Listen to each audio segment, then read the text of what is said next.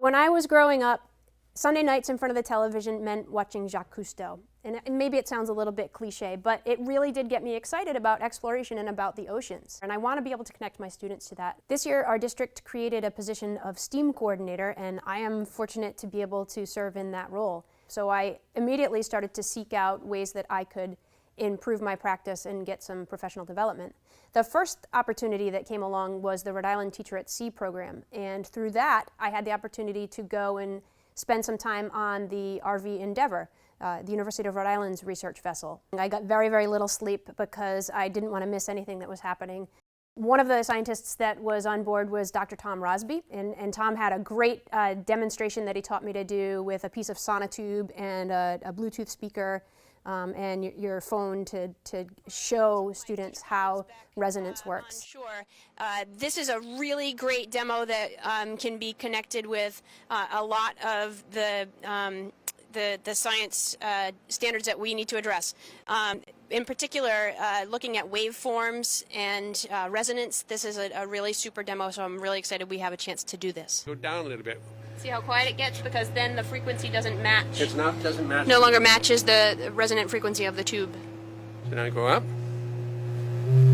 Whoa. This is a really great demonstration that teachers can do in the classroom, so thank you for teaching me how to do this. And they sell other sizes, so I could get other diameter and test some other frequencies. We can have a sonotube orchestra. Because of that experience, I met a bunch of great scientists and engineers that led me to some other opportunities, including the MATS project.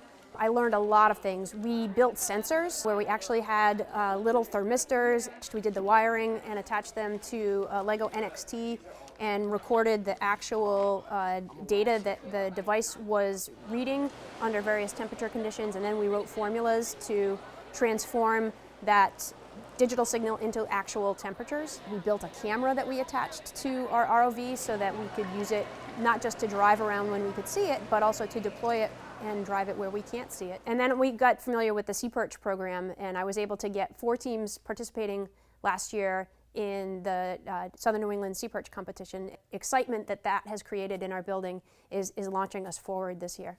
On November 13th, we had the opportunity to do a live interaction with the crew of the Nautilus. The students got a chance to ask their questions based on things that they had been studying in class. So we got to start the day seeing scientists in action, doing what they do in the real world, and then the rest of the day we got to try to show the students the stepping stones that they could take to get there.